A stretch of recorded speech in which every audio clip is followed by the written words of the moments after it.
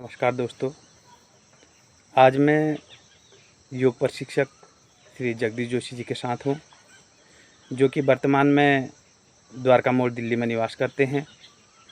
आज हम इनसे योग के फ़ायदे और योग के द्वारा हमारे जीवन शैली में किस प्रकार के बदलाव हो सकते हैं, उनके बारे में जानते हैं। हम सब योग प्रशिक्षित श्री जगदीश जोशी जी से उनका परिचय जानते हैं और योग के विषय में संक्षिप्त जानकारी प्राप्त करते हैं। मनोज जी नमस्कार। मैं जगदीश जोशी उत्तराखंड क्षेत्र का निवासी हूँ मैं, परंतु वर्तमान में मैं दिल्ली में निवास करता हूँ। मैं एक योग प्रशिक्षक हूँ। पिछले 8 साल से मैं योग क्षेत्र में अपना कार्यरत हूँ। मैं आपको बताना चाहूँगा, आज के वर्तमान समय में योग प्रत्येक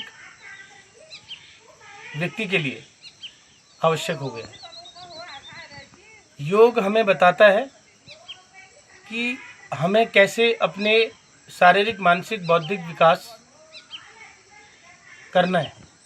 तो जोशी जी, आज हमें कौन कौन से योग के बारे में आप बताएंगे, अच्छा, ताकि हमारे जो दर्शक हैं उनको उसका फ़ायदा मिल सके।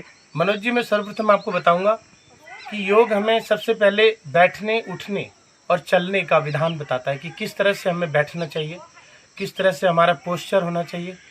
और योग में सबसे पहले हम लोग जो बैठते हैं, सुखासन में बैठा हूँ मैं अभी, सुखासन में पद्मासन में बैठा हूँ। जो पद्मासन योग है, यह हमारे को पूरी तरह से हमारे शरीर को अलाइन करने के लिए बहुत मदद करता है। योग में हमें बैठने में हमारी रीढ़ की हड्डी बिल्कुल सीधी होनी चाहिए, हमारी गर्दन सीधी होनी चाहिए। पद्मासन हमारे को मदद करता है हमारे वेट को बैलेंस करने के लिए, वेट को संतुलित करने के लिए।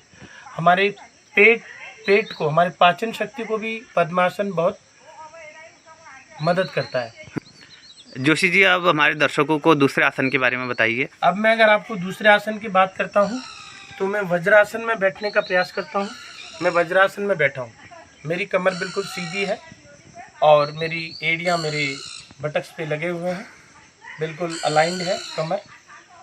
यह आसन आपको बहुत मदद करता है आपके पाचन शक्ति को बढ़ाने में। रात्रि समय में खाना खाने के पश्चात या दिन के समय में खाना खाने के पश्चात एक ही आसन है जो खाना खाने के बाद किया जाता है। खाना खाने से पहले योग, जितने भी योग हैं वो सब खाली पेट किए जाते हैं, लेकिन एक योग है वज्रासन जो खाना खाने के बाद आप कर सकते हैं। बहुत मदद करता है आपको पाचन शक्ति को बढ़ाने में। अगले आसन के बारे में, अगला आसन कौन सा है? अब मैं आपको ले चलता हूँ अगले आसन की तरफ। मैंने पाँव सीधे कर लिया है। मैं पश्चिमोत्तान आसन के बारे में आपको बताऊंगा जी। पश्चिमोत्तान आसन को अंग्रेजी में हेड टू नी पोज कहते हैं।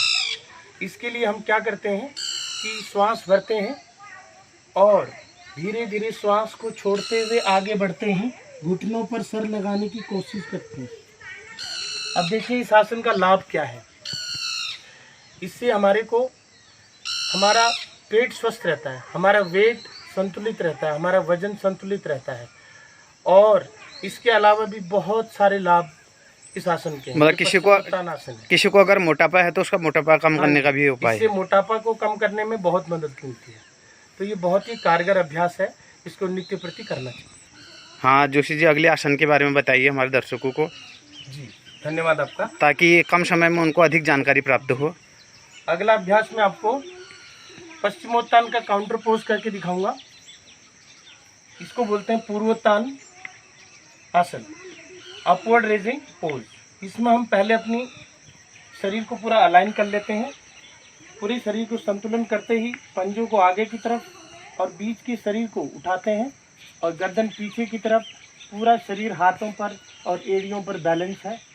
इससे आपको मदद मिलती है आपके कंधों को स्ट्रेंथ देने के लिए, आपके काफ एरिया को, आपके थाइस को, आपके पेट को, आपकी चेस्ट को, ठीक है, और आपके कंधों को शक्ति प्रदान करता है पूर्वोत्तान आसन। हाँ जोशी जी, अगला आसन आप कौन सा कर रहे हैं? अगला अभ्यास मैं आपको करके दिखा रहा हूँ कपालभाति। पहले मैं सुखासन में बैठता हूँ, दोनों हाथ ज्ञान मुद्रा में हैं। आंखें कोमलता से बंद होंगी, कमर गर्दन सीधी होगी। 2 से 3 बार मैं श्वास भरूंगा।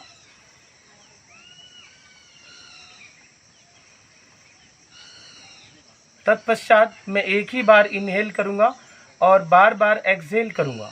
यह हमारे शरीर को कपालभाति पूरी तरह से शरीर को डिटॉक्स करने में, क्लिनजिंग करने में बहुत मदद करता है।